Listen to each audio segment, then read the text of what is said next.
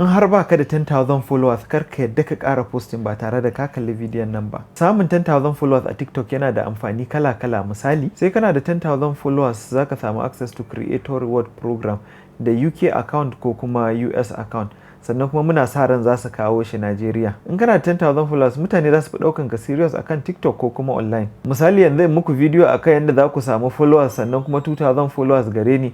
A ganin ku za ku ɗauke ni serious? Shi samun 10,000 followers ba wani tashi hankali bane ba musamman ma a TikTok. So in kuna so ku samu 10,000 followers ku tsaya ku saurare ni kuma ku bi abin da na ci. Da farko dai dole mutum ya samu niche ma'ana bangaren kwarewarka. Misali ni na bangaren kwarewar digital marketing ne.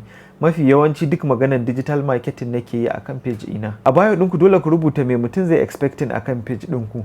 Kun ga yadda ni na nawa. Za ku yi wa mutanen ku magana da suke Facebook, Instagram da sauransu da su zo su yi following ɗinku a TikTok. Posting video mai tsawon minti 1 zuwa sama, TikTok na boosting ɗin irin wa'innan videos ɗin yanzu. Amfani da hook a farkon bidiyon kuma ana faɗan wani abu da zai ja hankalin mutane ko kuma nuna wani abu da zai ja hankalin mutane a farkon bidiyon ku. Saboda mutane ba su damu da post ɗinku ba ko da za su ƙaru da shi. Sannan za ku iya biyan influencers masu followers sosai su yi muku posting sannan su yi tagging ɗinku. Joining live ɗin grow host irin su Big Police, Al Jazeera da Hajara yana kawo followers shi ma. Kawai abinda za ka yi kai joining sai kai ta gifting ɗinsu. In kai gifting ɗinsu har kana cikin top 3 gifters za ka fi samun followers. Wani lokacin in sun yi video sun yi post za su yi tagging ɗinka su ce a yi following ɗinka. Sannan kuna posting abinda kuke sayarwa online a video na baya na bayani sosai akai yanda za a samu ciniki.